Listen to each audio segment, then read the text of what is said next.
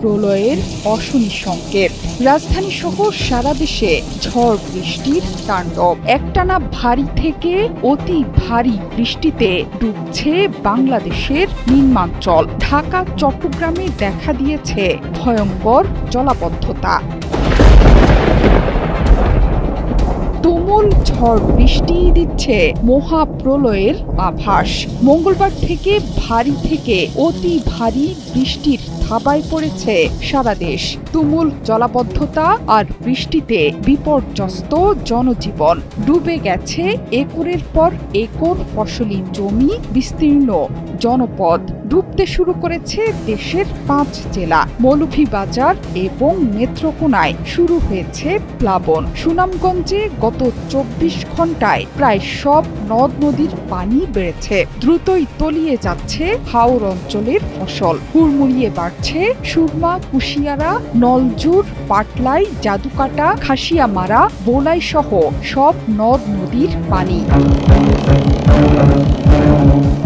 টানা এবং অতি ভারী বৃষ্টিতে দ্রুতই বৃদ্ধি পাচ্ছে নদ নদীর পানি। চলমান বৃষ্টি বলয় ঝুমুল আরও 5 দিন সক্রিয় থাকবে বলে জানিয়েছে আবহাওয়া অধিদপ্তর। এই সময়ের মধ্যেই 5 জেলায় দেখা দেবে ভয়াবহ প্লাবন। এর মধ্যে সবচেয়ে বেশি ঝুঁকিতে মৌলভীবাজার, নেত্রকোনা, সিলেট, হবিগঞ্জ এবং সুনামগঞ্জের নিম্নাঞ্চল। এর মধ্যেই প্লাবিত হয়েছে মৌলভীবাজার, নেত্রকোনা এবং সুনামগঞ্জের নিম্নাঞ্চল। ভাঙছে একের পর এক বাঁধ। মঙ্গলবারই 96 ঘন্টায় দেশের 8 বিভাগের বিভিন্ন স্থানে ভারী থেকে অতি ভারী বৃষ্টির পূর্বাভাস দেয় আবহাওয়া অধিদপ্তর।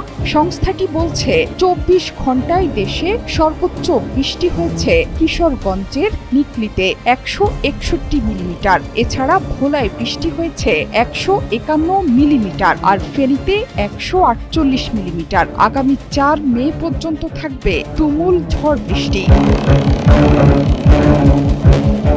দেশের ভুগাই, কংস, মনু, সোমেশ্বরী এবং মগরা নদীর পানিও বিপদসীমার ওপরে। এর মধ্যে মনু বাদে 3 নদী নেত্রকোনার ওপর দিয়ে প্রবাহিত হচ্ছে। এর বাইরে 1 থেকে 1.5 মিটার পর্যন্ত বৃদ্ধি পেয়েছে সুরমা এবং কুশিয়ারা নদীর পানি।